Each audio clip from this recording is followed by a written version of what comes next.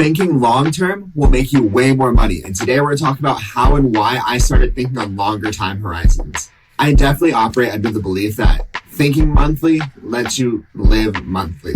So if you look at your life or your business in month-to-month terms or week-to-week terms, that's as far out as you're ever going to see your money coming in as well. And so it makes it a lot harder to grow very quickly if you think on such short time horizons. For example, for my business in 2020, we needed about $40,000 coming in every month. Our recurring was $22,000. So we had to make up the difference of $18,000. And for us, how we would do that is at the end of the previous month, we'd make sure we were closing out our numbers correctly and plan ahead for the next month, maybe 5 weeks out. And so we were constantly always just chasing, okay, we checked that box onto the next one, and we weren't ever growing or improving on any sustainable level. During this time, our attrition percent was way higher than we wanted. Everything was month to month or day by day, making sure we hit our numbers every single day, making sure we got ahead if we had a bad day previously, and nothing was ever looking out far enough into the future. And finally, I took a step back and started focusing on the lifetime value, or LTV, and the cost of customers, the cost to acquire customers. And those two numbers helped me look at a much bigger picture and helped my studio grow way faster. Today, we're going to look at LTV and focus on the lifetime value of the customer. So what that's going to look like is you can either take the average revenue per member or the average gross profit. Today, we're going to do the average gross profit. So what that's going to look like is, for a couple of examples and to make it a lot easier for the rest of the video, is we're going to focus on a number around 1,000. So if our average engagement was 10 months and our average revenue was $100, you get $1,000 as our LTV. That being said, I had 200 members. So if I would raise my average revenue by $10 or add an additional month, then we're going to go up by 10%. We're going to add it and make it, instead of $1,000, it'll be $1,100. And what that does is that's going to add $20,000 across our yearly average revenue. Now, if you do both of those things and you increase the revenue by $10 and you add an extra month, then across the entire year, it's going to go up by $42,000. Now, we're just talking about random numbers and making it all up, so it sounds great. But how we did it exactly was a few different ways. One was doing calls every week, trying to get to every student 1 to 2 times per month. And so what we saw happen was, just by calling and checking in one way they were excelling and how we could see them, whether that be in classes or on Zoom for us, we also were able to ask the student or the family how we could help them continue to improve in any other aspects of their life. These calls took 30 seconds if I was leaving a voicemail to 5 minutes.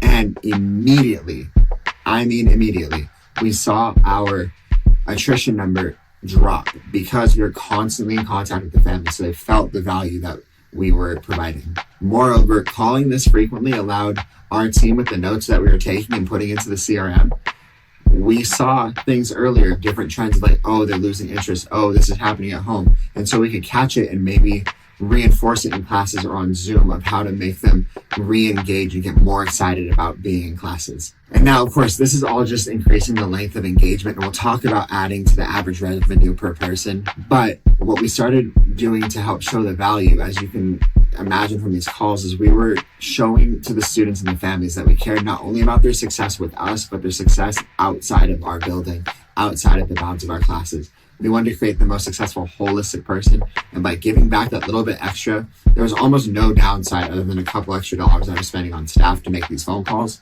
and nothing but upside in terms of the value that we were getting to provide, and the students wanting to stay longer and being more engaged with our program. The actual numbers for us was our length of engagement increased by 23%, which was huge for us. Now, talking about adding 10 or more dollars in average revenue, there's a million possibilities, and here's just a couple ideas. You can add a monthly purchase item. You can increase your rates, which I've talked about before. You can do so many different things just to add a little bump in the actual money that you're receiving from your clients, from merchandise drops to adding another program that they can upgrade into that might increase your monthly revenue that way, or whatever it is. Be super creative with it, but make sure whatever it is, it's something they actually need or actually want. And that way they're not just spending money and watching it get burned. So again, I talked about this as one of my very first videos of why you should charge more. So we increased our rates and increased our payment frequency, along with, we also started separating out the levels in our programs to make it a little bit more clear of like who belonged where in terms of our basic program, our elite program, and our academy program, for us to be able to level up our students in a more meaningful way that even the parents could understand what exactly they were getting their kids into and what they're getting themselves into in terms of commitment levels and the value that they're going to receive back from it.